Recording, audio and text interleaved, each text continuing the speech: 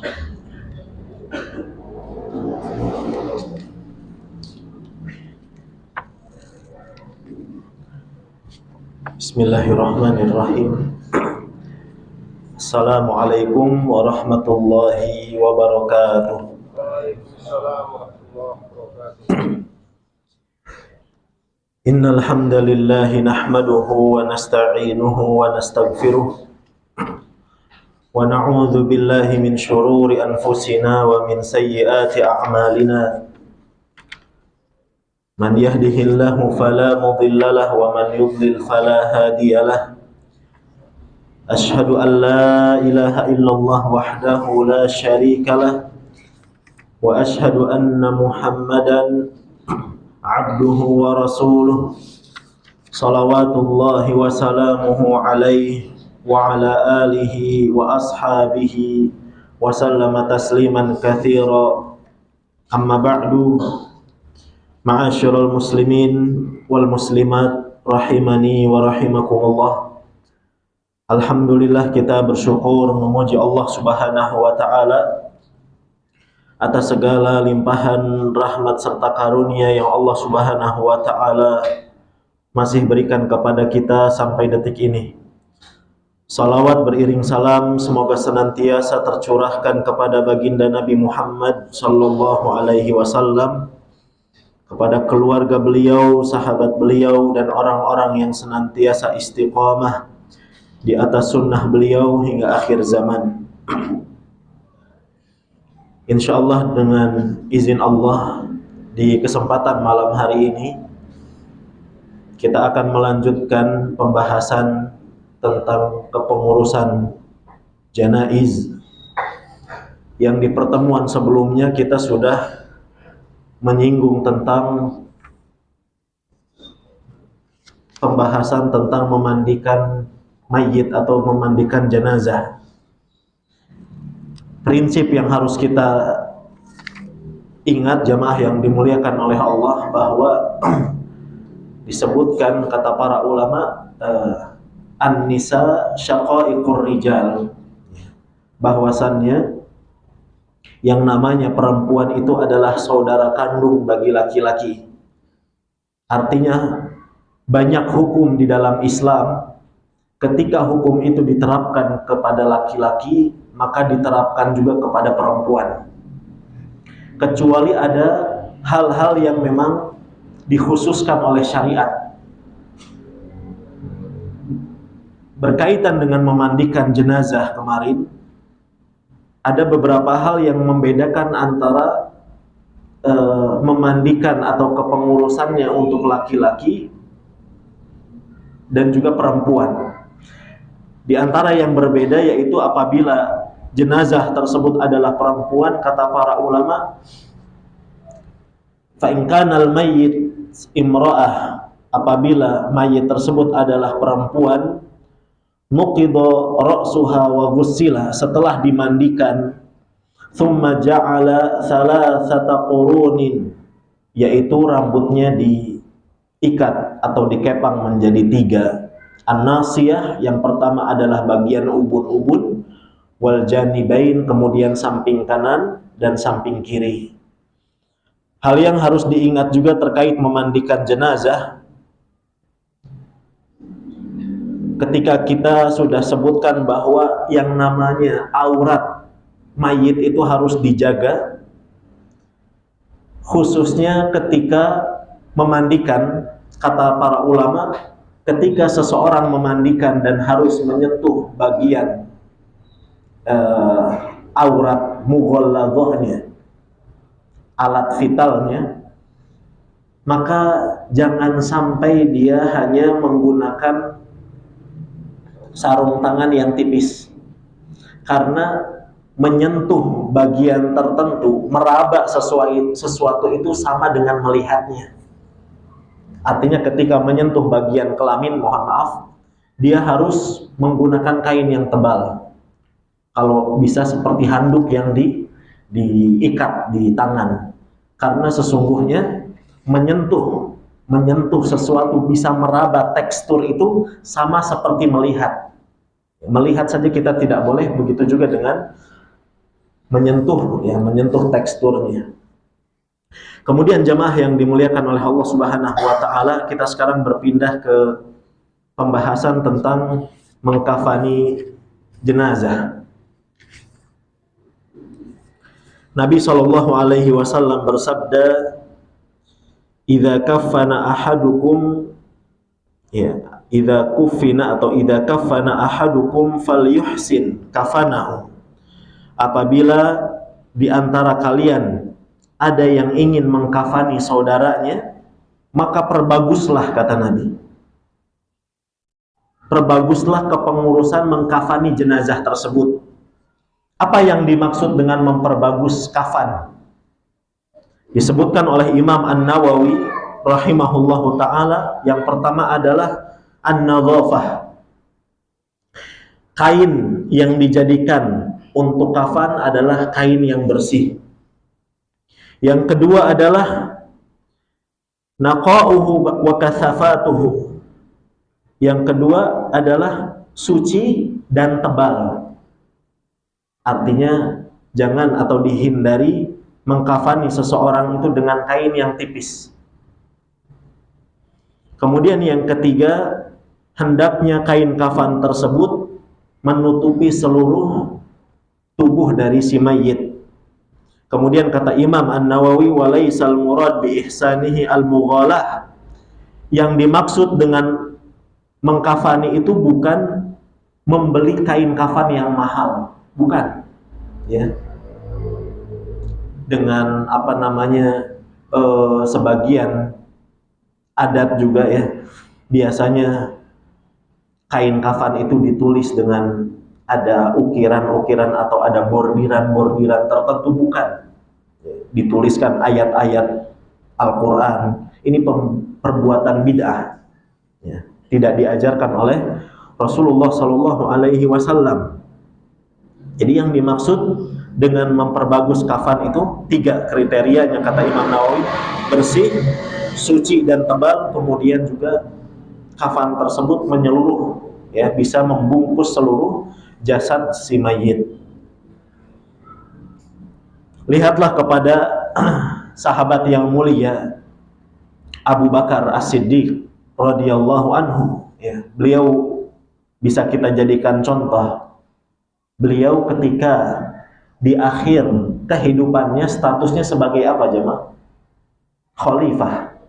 Sebagai khalifah. Artinya beliau bisa saja mendatangkan kain kafan yang bagus. Akan tetapi dia mengatakan kepada putrinya,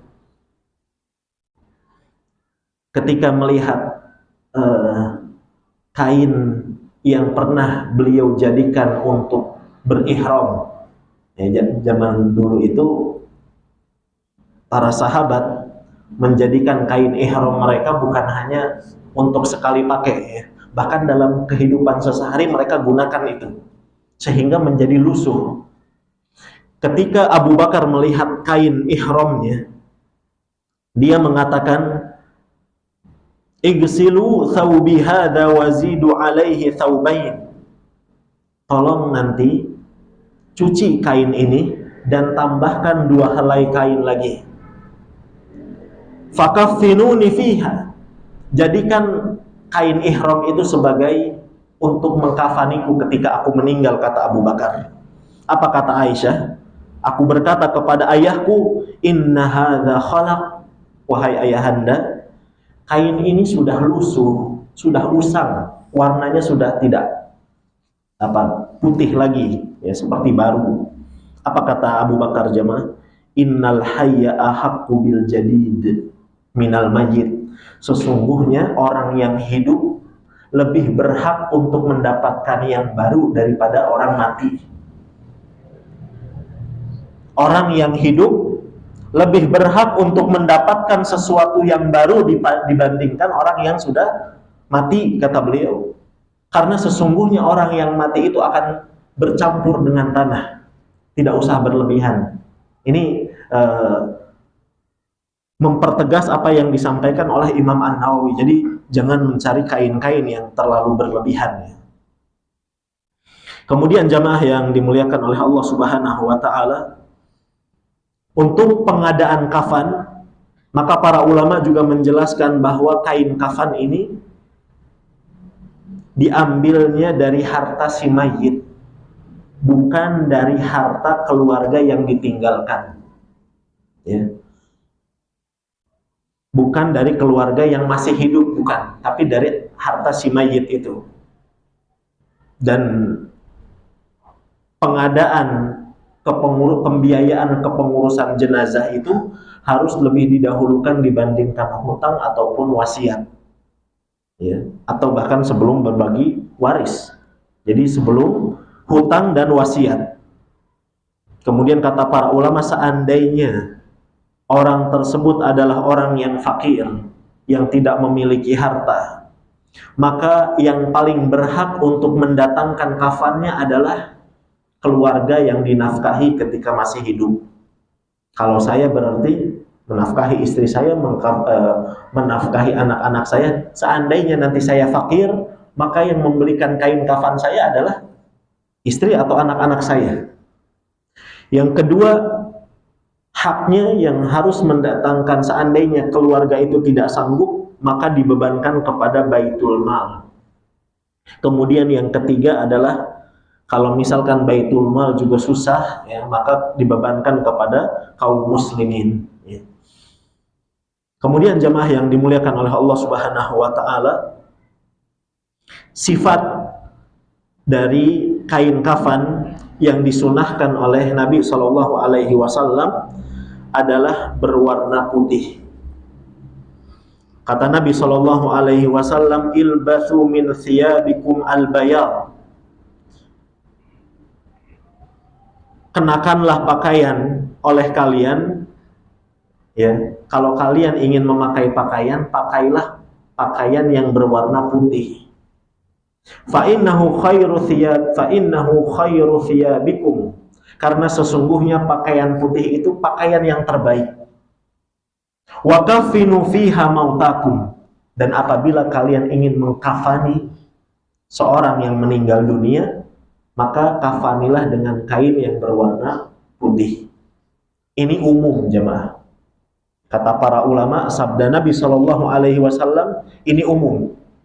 Ada kata wakafinu, dan kafanilah orang-orang yang mati di antara kalian dengan kain berwarna putih. Apa hukumnya? Apakah wajib? Tidak wajib. Ya. Tidak wajib. Seandainya misalkan tidak kain berwarna putih pun tidak masalah. Namun umumnya di kita kan kain berwarna putih. Dan para ulama di sini pun berselisih pendapat untuk kain kafan untuk wanita jamaah. Sekali lagi di Indonesia umumnya kain kafan itu warna putih. Kalau di Saudi atau melihat biasanya ada yang berwarna hitam. Berwarna hitam. Prinsipnya bahwasanya perempuan itu harus lebih tertutup dibandingkan laki-laki. Ya, seandainya, tapi kita nggak masalah, ya. Kita samakan antara laki-laki dengan perempuan. Namun tidak wajib dengan kain berwarna putih. Bahkan kata para ulama, kalau seandainya kain kafan itu kurang, kain kafannya kurang, namun kita kan sekarang hidup di kondisi normal, seringnya jamaah. Seandainya kain kafan itu kurang, maka diperbolehkan menjadikan salah satu kain kafan itu dari pakaian kesehariannya. Contoh misalkan saya sehari-hari pakai baju ini jemaah, atau pakai jubah. Seandainya nanti kain kafan itu hanya ada 2 helai, maka yang satu lapisannya adalah baju biasa. Kalau memang sulit. Mana dalilnya? Dalilnya adalah hadis yang dikeluarkan oleh Imam Bukhari dan Imam Muslim.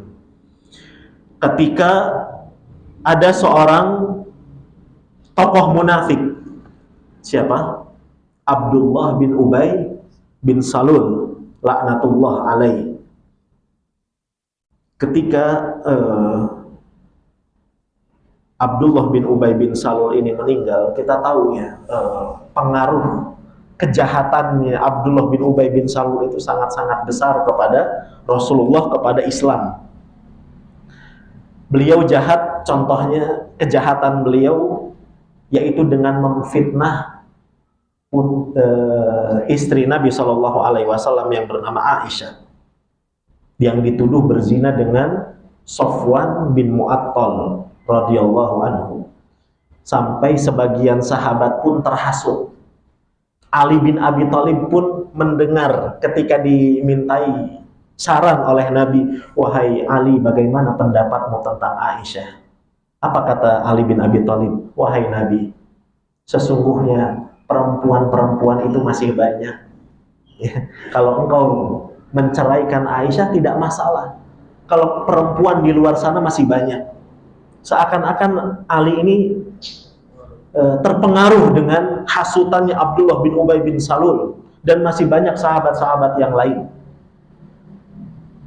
Contohnya lagi kejahatannya adalah ketika menghasut kaum muslimin, ya, untuk melemahkan semangat kaum muslimin di perang Uhud. Ketika harus berhadapan dengan 3.000 pasukan kaum Quraisy, Nabi membawa berapa jemaah?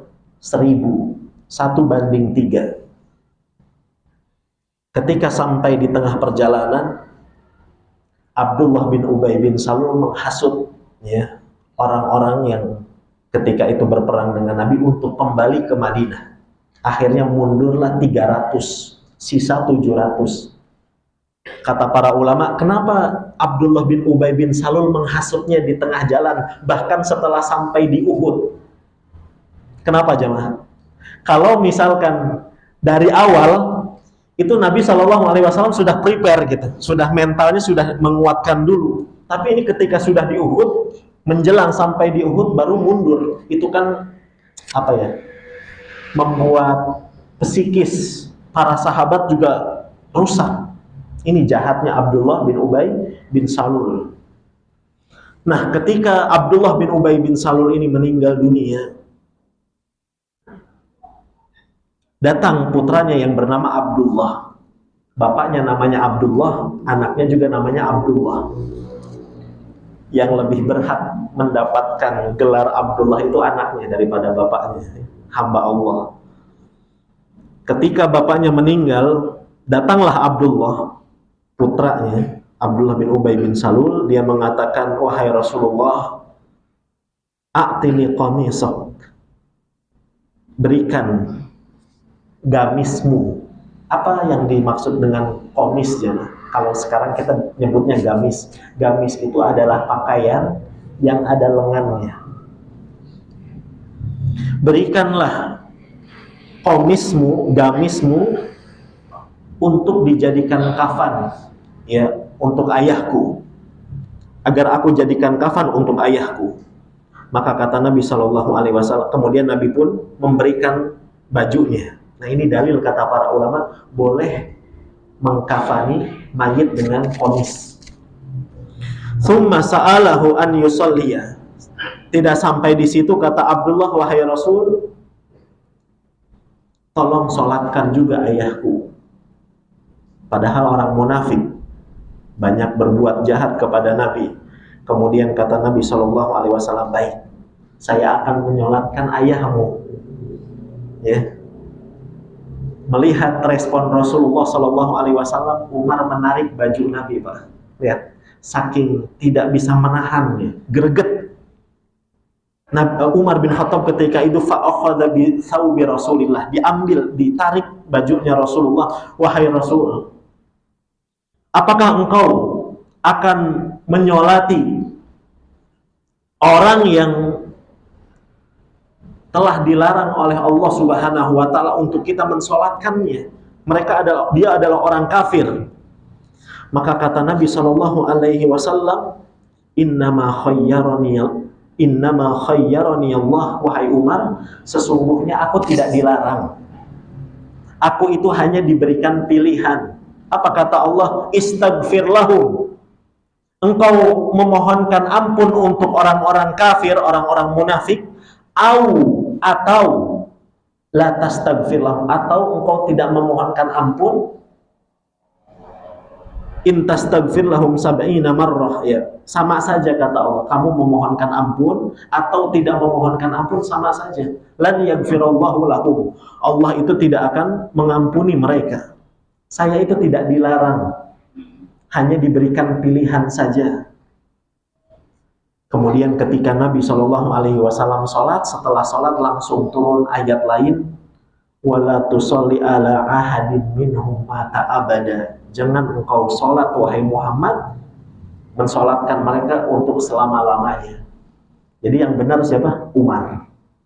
Yang betul adalah sikapnya Umar bin Khattab radhiyallahu anhu. Ini berkaitan dengan sifat kafan, jemaah. Berarti sifat kafan itu yang pertama warnanya. Warnanya boleh disunahkan putih. Kalau perempuan boleh dengan warna lain yang lebih gelap. Kemudian kalau seandainya kurang, boleh dengan komis. Itu sifat dari kafan.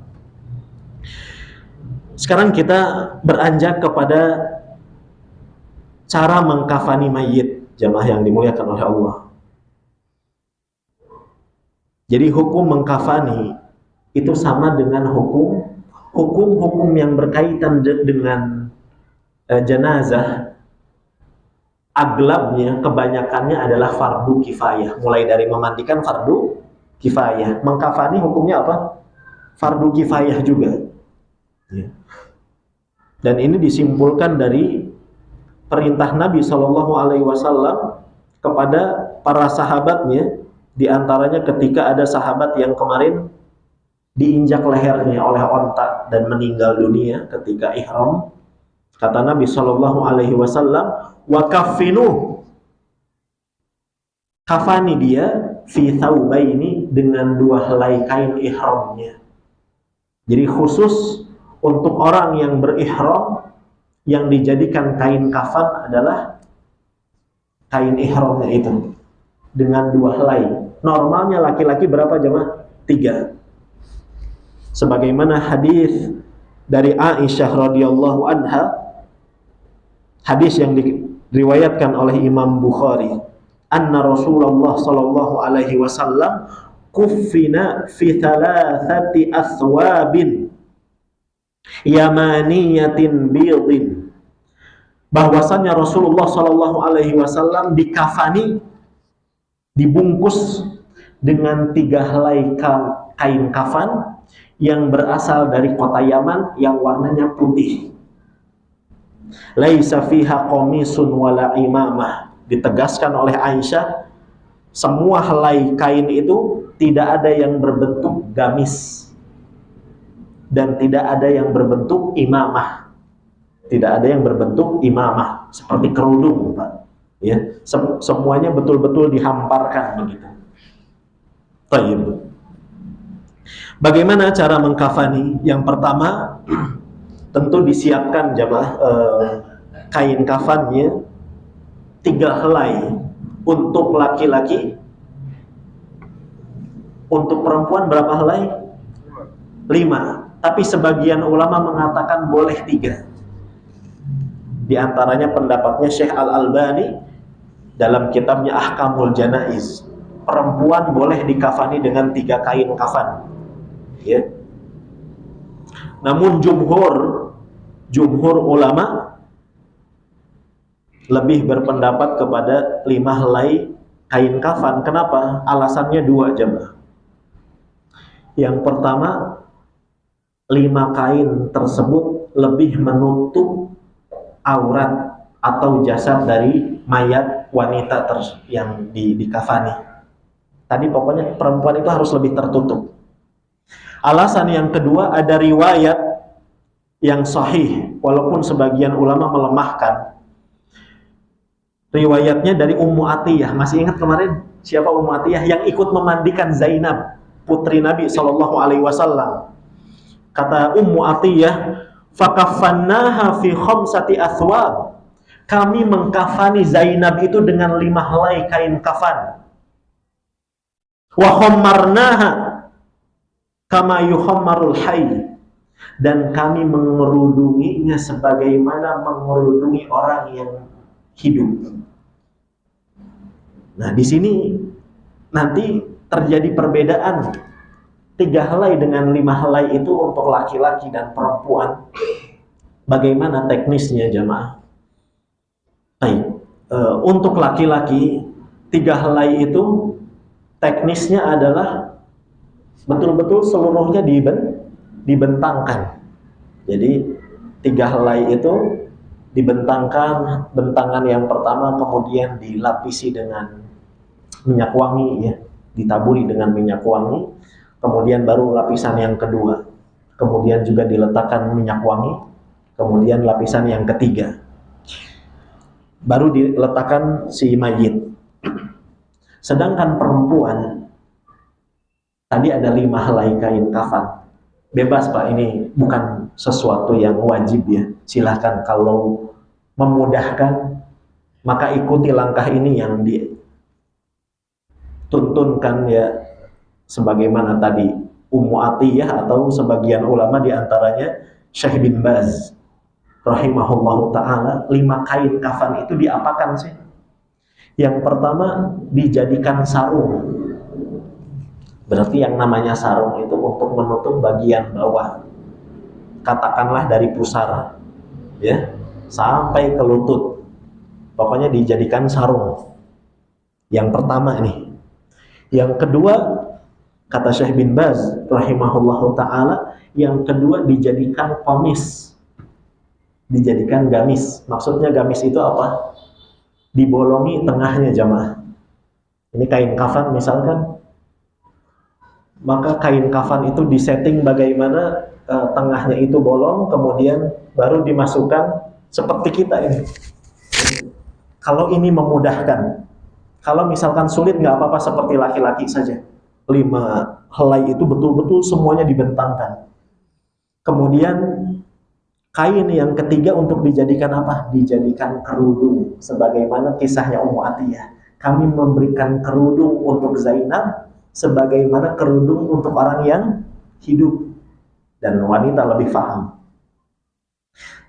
Berarti tinggal helai yang keberapa? Keempat dan kelima. Helai yang keempat dan kelima baru untuk membungkus si jenazah mayit tersebut. Sekali lagi ini tidak wajib jemaah.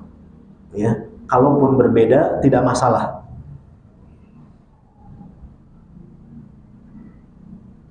Ini perbedaan antara laki-laki dan perempuan untuk kainnya, bagaimana cara ya untuk mengkafaninya. Kemudian ketika dibungkus, para ulama juga berselisih pendapat bagaimana posisi tangan ketika mayit itu dikafani. Biasanya gimana Pak Hakim? Disedekapkan. Umumnya kita karena madhab Syafi'i disedekapkan. Tangan kanan seperti kita sholat ya, tangan kanan di atas tangan kiri. Seandainya seperti ini jangan ditentang jemaah ya. Memang madhab Syafi'i demikian, ulama Syafi'iyah, dan memang masyarakat kita pun kebanyakan menganut madhab Syafi'iyah. Namun saya lebih condong kepada pendapat yang kedua, jumhur, yaitu diluruskan saja, dan ini lebih memudahkan. Saya kira lebih memudahkan dari sisi nanti teksturnya pun, kalau seperti ini nanti seperti ada gundukan. Tapi kalau lurus maka ini lebih memudahkan. Ini juga sebagaimana yang diterangkan oleh Syekh Abdul Muhsin bin Al-Badr hafizahullah ta'ala, ayah dari Syekh Abdul Razak yang sekarang menjadi pengajar di Masjid Nabawi. Kata beliau ketika ditanya bagaimana posisi tangan mayit ketika dikafani, kata beliau lurus, karena tidak ada dalil yang menyebutkan tangan mayit itu disedekapkan. Tidak ada dalil. Maka posisi tangan seperti normalnya orang. Normalnya orang itu bukan sedekap. Normalnya orang itu lurus tangannya dalam kondisi normal. Kemudian ketika mulai mengkafani, membungkus, ini juga jangan terlalu ada beberapa perkara yang memang tidak menjadi keharusan jamaah, karena memang sekali lagi tidak ada dalil.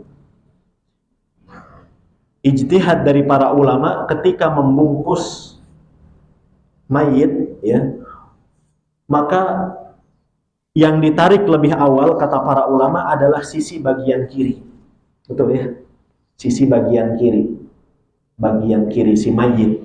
Berarti kain yang kanan itu nanti posisinya ada di atas, kiri dulu kemudian kanan, kiri kanan, kiri kanan, seperti itu. Seandainya kebalik itu juga ada ulama yang mengatakan demikian. Tapi intinya tadi kiri kanan, kiri kanan, kiri kanan. Setelah dibungkus jamaah, ini juga sekali lagi ada sebagian orang yang salah kaprah, ya, berkaitan dengan jumlah tali pocong. Berapa? Apakah ada tuntunan khusus dari Rasulullah jamaah? Harus ganjil misalkan 3, 5. Apakah ada tuntunan? Tidak ada. Antum mau misalkan dengan 3 ikatan, silahkan. Dengan 5 ikatan, silahkan, ya. Atau dengan berapa ikatan, tidak masalah. Karena jumlah tali ini tidak ada unsur ibadah. Ingat, jumlah tali untuk membungkus kain kafan tidak ada sisi ibadahnya. Tujuannya apa? Allah tunsyar, Allah faif, supaya kain kafan itu tidak berceceran kemana-mana. Itu sebatas itu. Karena nanti ketika si mayit, si jenazah itu diantar ke liang lahat, maka si tali itu kan akan dilepas, betul tidak? Hanya sebatas itu Pak, tugasnya tali itu. Jadi tidak ada jumlah khusus. Ya, kalau misalkan nali berarti di sisi bagian simpulnya, sisi bagian kiri, karena nanti kan akan dimiringkan ke kanan supaya mudah untuk melepas tali simpulnya. Baik. Ini berkaitan dengan tali karena sebagian kita kadang repot, ya. Nah, kemudian jamaah yang dimuliakan oleh Allah Subhanahu wa taala,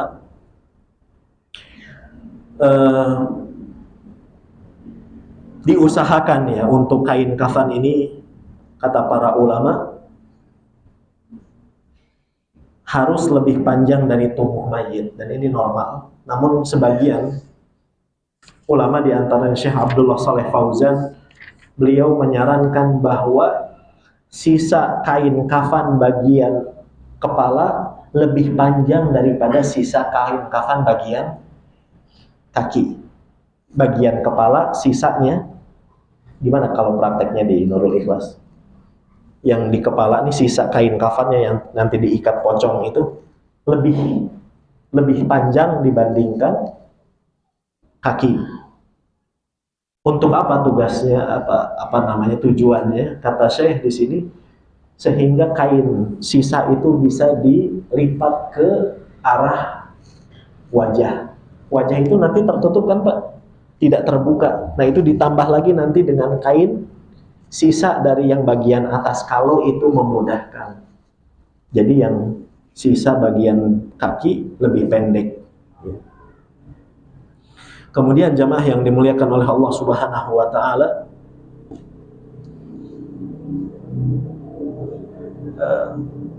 kalau ingin diupayakan juga bahwa salah satu helai dari kain kafan itu bisa berbentuk atau bercorak, bukan putih tapi hibaroh namanya. Hibaroh itu kain putih yang ada salur atau garis hitamnya, satu helainya. Kalau ini bisa diupayakan. Dan alhamdulillahnya Allah Subhanahu wa taala banyak memberikan kepada kita kelapangan ya untuk bisa lebih sempurna dari sisi kepengurusan jenazah dibandingkan para sahabat di masa Rasulullah Shallallahu Alaihi Wasallam, yang mereka adalah manusia mulia, akan tetapi hidupnya begitu sederhana. Contohnya adalah sahabat Mus'ab bin Umair. Mus'ab bin Umair radhiyallahu anhu, yang disebutkan oleh Ibnu Hajar di dalam kitabnya Al-Isabah fi Tamyizis Sahabah. Nabi SAW ketika melihat Mus'ab bin Umair di kota Madinah, Nabi menangis. Karena ketika itu Mus'ab bin Umair datang dengan baju yang sangat kasar. Kemudian kulitnya mengelupas seperti kulit ular. Kata Rasulullah SAW, aku mengenal Mus'ab di Mekah dan dia adalah orang yang sangat mewah hidupnya. Akan tetapi ketika cahaya Islam itu masuk ke dalam hati Mus'ab, lihat Pak, Mus'ab lebih mengorbankan dunia dibandingkan agamanya. Dia lebih memilih mengorbankan dunia. Dia tinggalkan dunia itu. Fasilitas yang diberikan oleh kedua orang tuanya dia tinggalkan dan lebih memilih Allah dan Rasulnya. Kalau orang zaman sekarang mengorbankan agama untuk dunia, ya, kita di zaman ini. Tapi Mus'ab bin Umair siap ya, betul-betul 180 derajat hidupnya itu berubah. Sampai akhirnya di perang Uhud disebutkan in ghuttiya ra'suhu badat rijlah, tidak punya kain kafan. Iya. Hanya kain yang dimiliki itu apabila Mus'ab bin Umair ditutup kepalanya maka akan tampak bagian kakinya. Dan apabila ditutup bagian kakinya maka tampak kepalanya. Kemudian kata Nabi SAW, yang ditutup adalah bagian kepala. Adapun kakinya sempurnakan dengan rumput-rumputan. Kalau kita kan masih banyak kain ya. Jadi kalau misalkan kurang, sama Pak. Yang harus diutamakan adalah jasad bagian atas yang harus lebih tertutup. Tadi makanya yang lebih panjang kainnya bagian atas. Wallahu a'lam. Demikian berkaitan dengan mengkafani jenazah. Selanjutnya jamaah yang dimuliakan oleh Allah, kita beranjak ke pembahasan tentang sholat jenazah.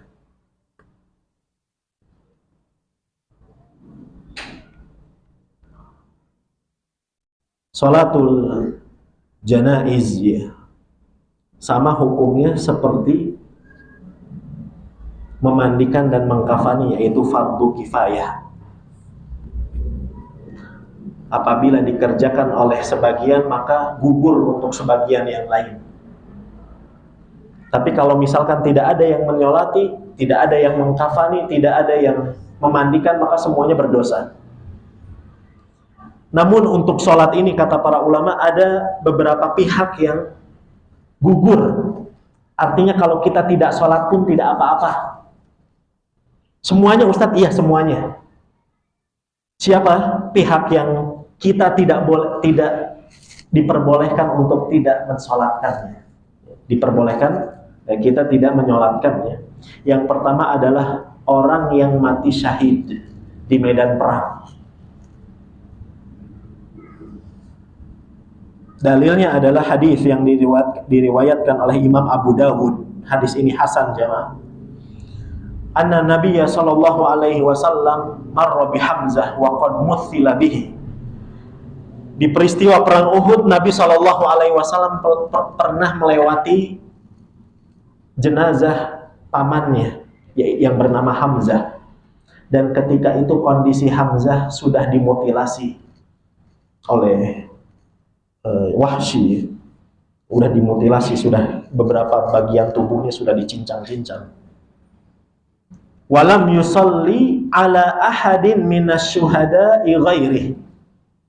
Kemudian kata yang meriwayatkan hadis ini, kata Anas bin Malik, dan di perang Uhud Nabi SAW tidak menyolatkan jenazah Uhud, syuhada Uhud yang jumlahnya, tolong koreksi saya kalau tidak saya salah, 70 atau lebih. 70 tidak disolatkan kecuali hanya Hamzah saja. Maka kata para ulama di sini kesimpulannya, kalau ada orang yang mati syahid berperang, kita menyolatkan itu tidak masalah, kita tidak solatkan juga tidak apa-apa. Ya. Nabi SAW ketika di perang Uhud hanya menyolatkan siapa? Pamannya saja yang bernama Hamzah radhiyallahu anhu. Yang kedua jamaah, pihak yang atau jenazah mayit yang kita diperbolehkan untuk tidak menyolatkannya, yang pertama, yang kedua adalah bayi atau janin tepatnya, mohon maaf, janin yang gugur dan umurnya belum sampai 4 bulan.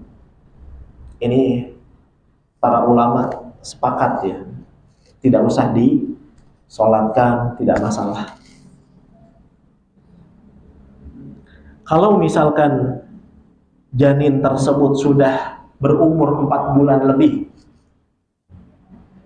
atau bayi yang masih kecil ya, di sini ada pilihan. Mensolatkan itu disyariatkan, tidak menyolatkan juga tidak apa-apa. Mana dalilnya Ustaz? Mana dalilnya? Apabila kita menyolatkan itu disyariatkan. Nabi SAW pernah didatangkan jenazah bayi dari bangsa Ansor, kaum Ansor ketika itu. Bayi, namanya bayi berarti sudah lahir, Pak. Mungkin umurnya beberapa bulan gitu ya. Kemudian Nabi SAW yusalla alaih. Nabi SAW menyolatkan jenazah bayi tersebut. Di kesempatan lain, kata Aisyah, laqad tuwuffiya Ibrahim ibnu Rasulillah sallallahu alaihi wasallam, telah wafat putra Nabi yang bernama siapa? Ibrahim ibnu Muhammad. Ketika meninggal dunia, Ibrahim itu umurnya 18 syahran. Berapa bulan jemaah? 18 bulan. 1 tahun setengah. Setahun setengah. Falam yusolli alaihi, dan Nabi SAW tidak menyolatkan bayi Ibrahim. Ini dalil ya. Tapi umumnya di kita tidak masalah tadi ya. Kita sholatkan dan itu disyariatkan. Sudah isya.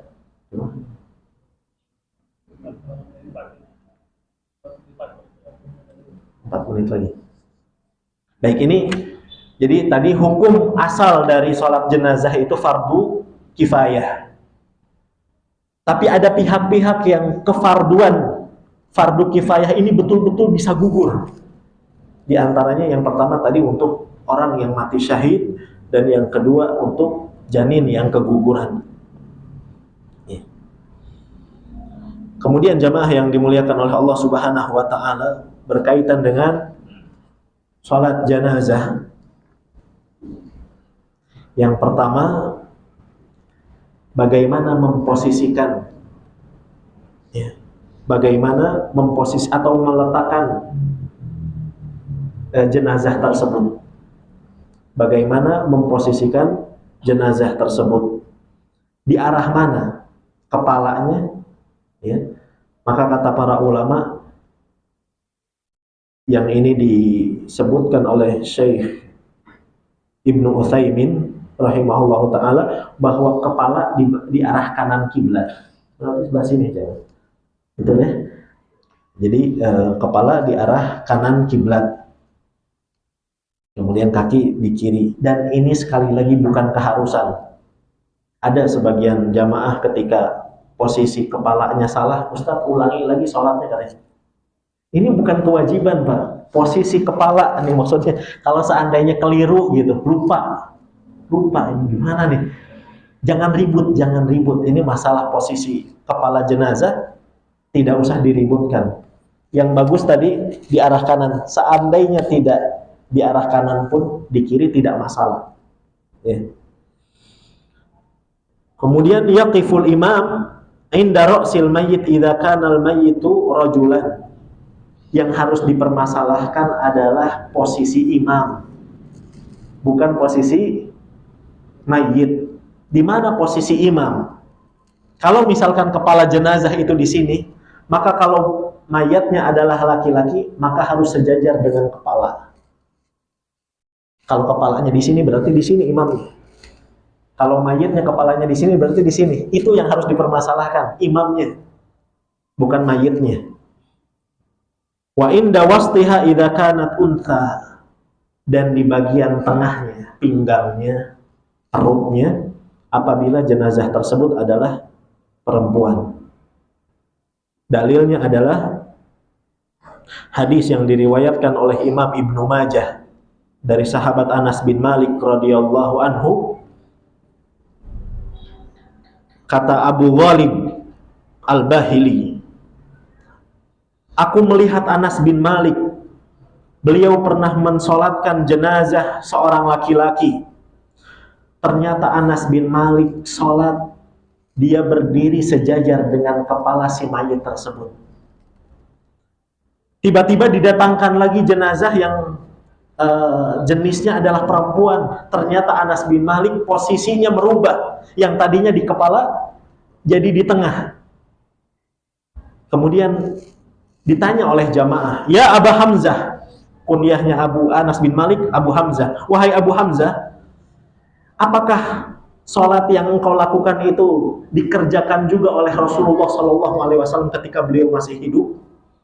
Maka kata Anas bin Malik, iya, Rasulullah pun mensolatkan jenazah dengan cara yang seperti itu, posisinya seperti itu.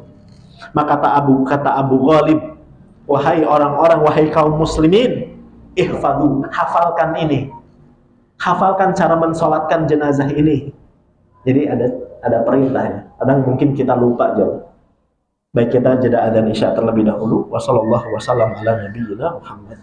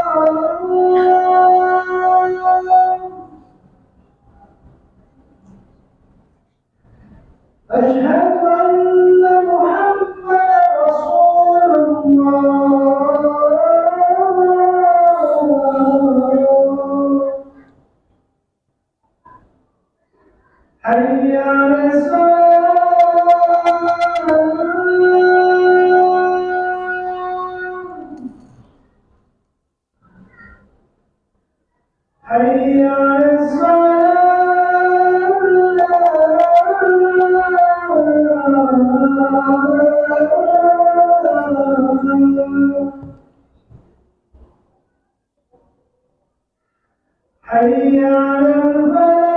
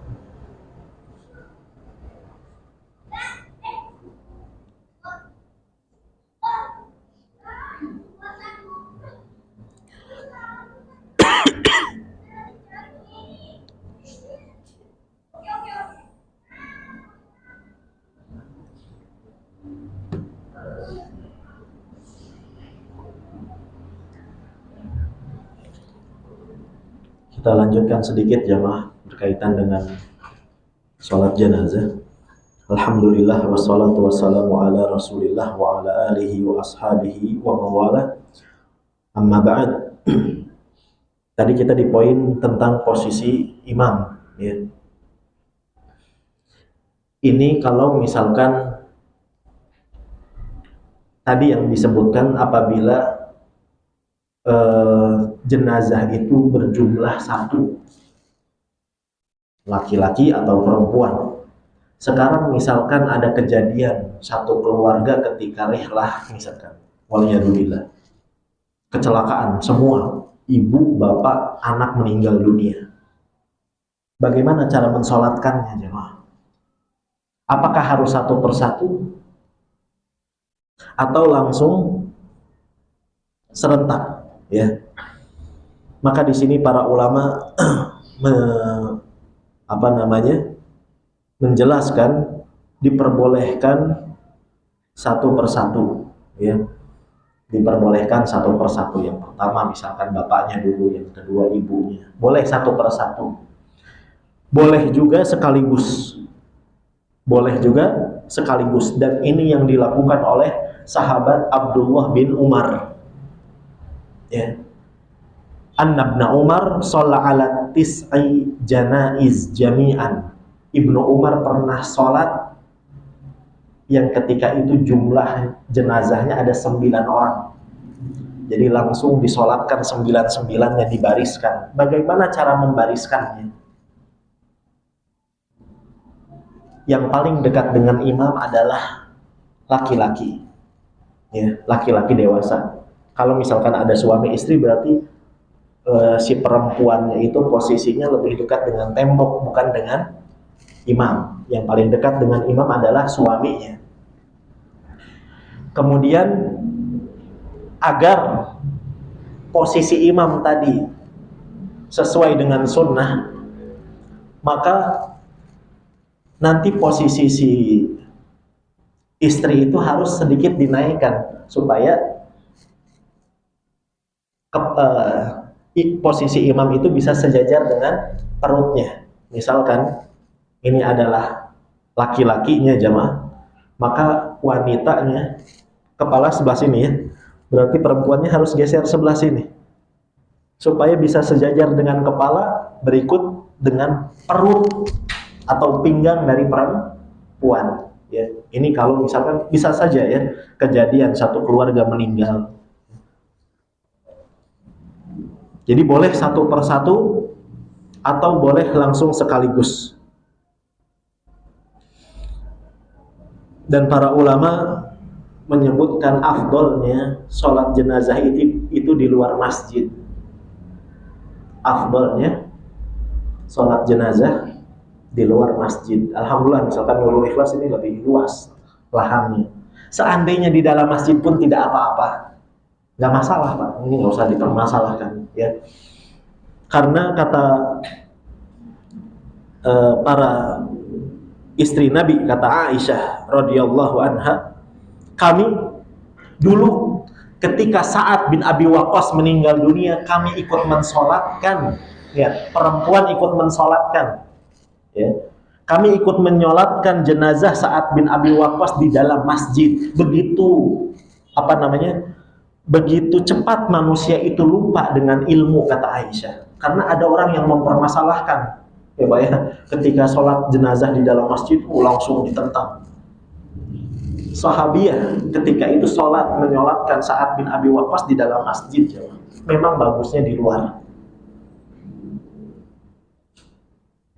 Kemudian berkaitan dengan sholat jenazah, ada 4 takbir. Ini yang masyhur. Bahkan boleh lebih jamaah. Dalam riwayat ada yang sebagian mengatakan 5. Ada yang lebih dari 5. Antum jangan kaget.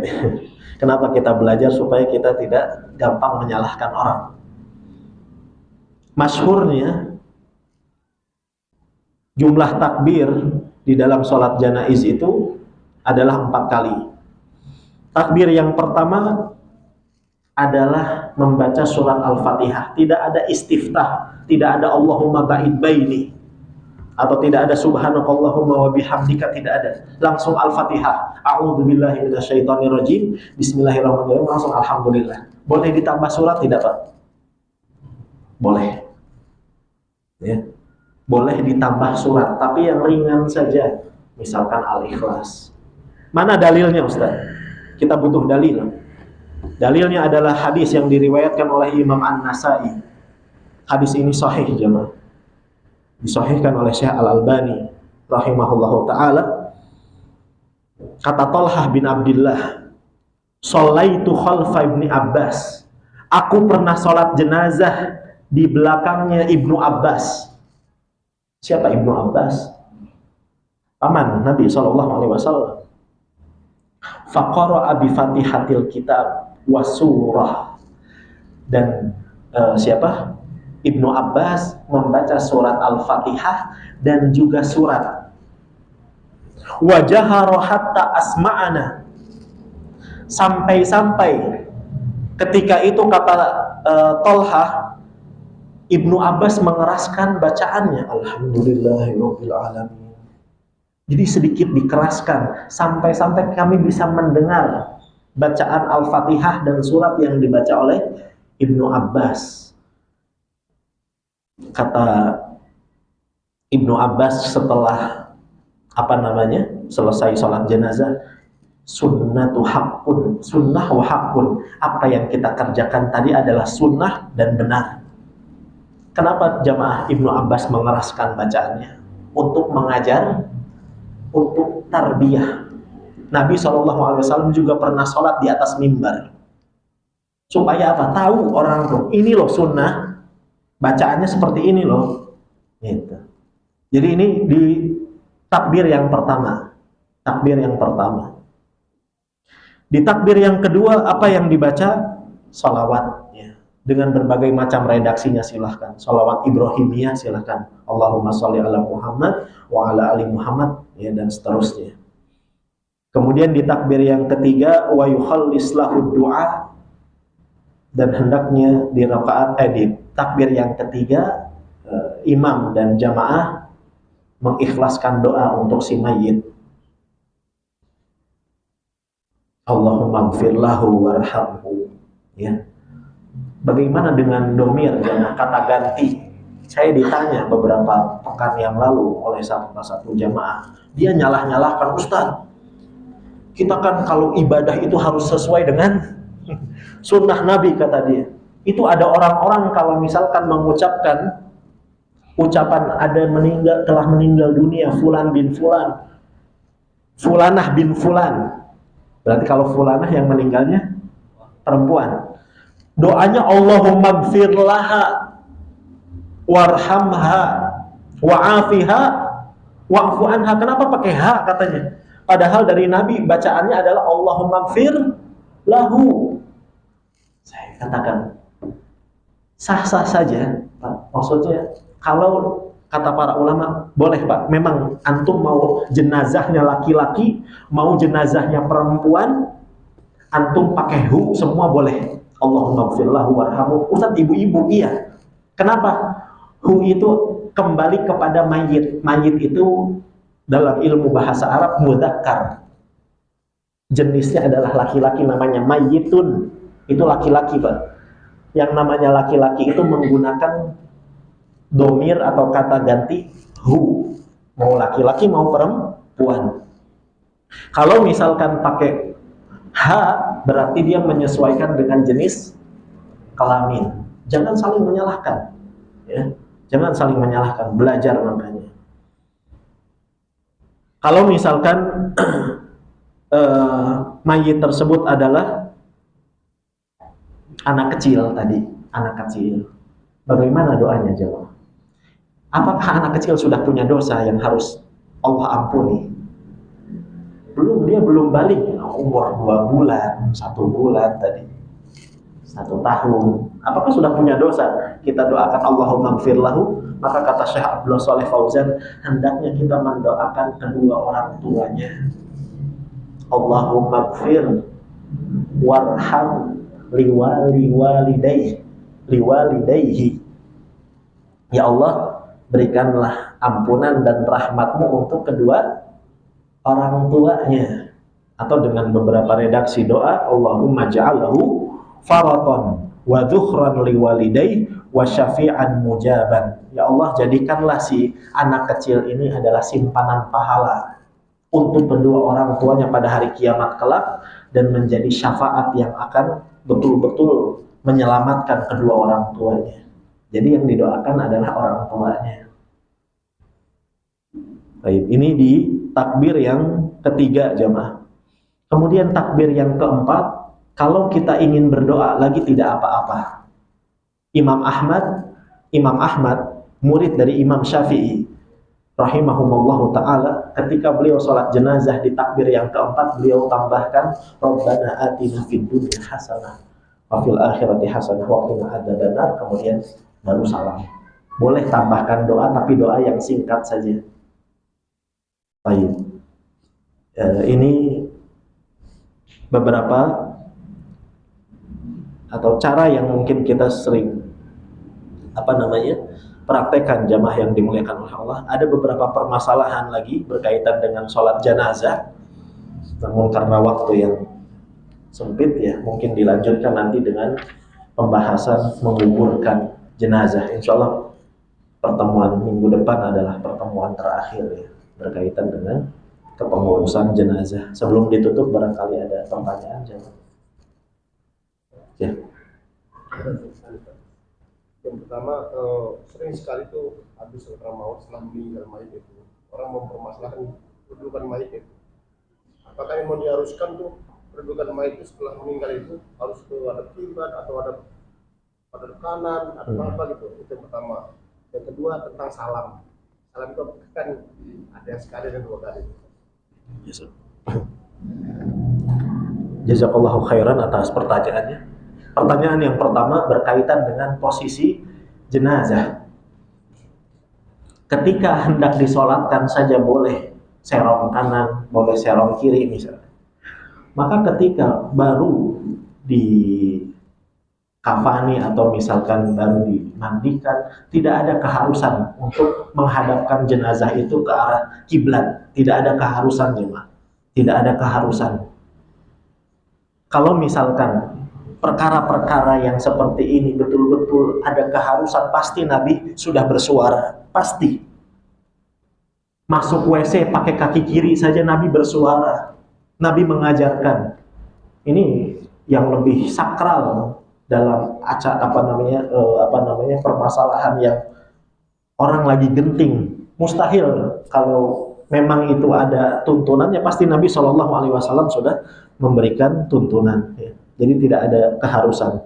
Berkaitan dengan pertanyaan yang kedua, masalah salam di sholat jenazah, ada yang satu kali, ada yang dua kali. Apakah ini dibenarkan? Maka dua-duanya sahih jamaah. Dua-duanya sahih. Yang salamnya dua kali, ini hadisnya ada riwayat dari sahabat Abdullah bin Mas'ud. Kata beliau, kata Ibnu Mas'ud radhiyallahu anhu, ada 3 perkara yang sering dilupakan oleh umat Nabi Muhammad SAW. Ya. Di antaranya dari 3 perkara yang sering dilupakan atau sering dipermasalahkan, at-taslim alal janazah, kata Ibnu Mas'ud, adalah salam di sholat jenazah. Apa kata Ibnu Mas'ud? Mitla at-taslim fi sholah, bahwasannya salam untuk sholat jenazah itu seperti salam untuk sholat 2 kali. Ya, 2 kali. Adapun untuk ulama yang mengambil pendapat salam sholat jenazah itu 1 kali, apakah ada dalilnya? Ada dalil. Ya, hadisnya hasan dari sahabat Abu Hurairah radhiyallahu anhu, shalla anna Rasulullah sallallahu alaihi wasallam shalla ala janazah. bahwasannya Nabi pernah sholat jenazah, faqabbaru alaiha arba'an. Nabi takbir 4 kali.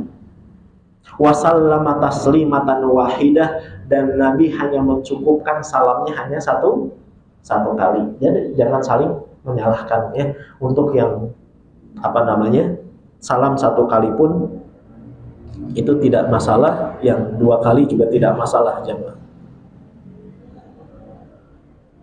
Kadang orang anehnya yang mana nih? Dengan yang 2 kali apa dengan yang 1 kali? Sekali. Banyak yang aneh. Padahal kata ulama, diantaranya Ibnu Qudamah jamaah, salam sholat jenazah yang 1 kali itu telah dihafalkan dari 9 sahabat Nabi. Dari 9 sahabat Nabi SAW. Diantaranya siapa Ustaz? Ibnu Umar, yang salamnya sekali. Yang kedua adalah Ibnu Abbas. Ini ulama-ulamanya sahabat. Yang ketiga adalah Abu Hurairah. Yang keempat adalah Al-Wathilah atau Wathilah bin Al-Asqa. Yang kelima adalah Ubay bin Aufa. Dan yang keenam diantaranya adalah Zaid bin Thabit radhiyallahu anhu ajma'in. Jadi dalam masalah jenazah ini ada beberapa kelapangan gitu. Jadi tidak usah dipermasalahkan. Wallahu a'lam. Demikian jamaah apa yang bisa kita pelajari di malam hari ini. Semoga ada faedah dan ilmu yang bisa kita tangkap dan kita bisa amalkan nantinya. Wassallallahu wasallam ala nabiyyina Muhammad. Subhanakallahumma wa bihamdika asyhadu an la ilaha illa anta astaghfiruka wa atubu ilaik. Assalamualaikum warahmatullahi wabarakatuh.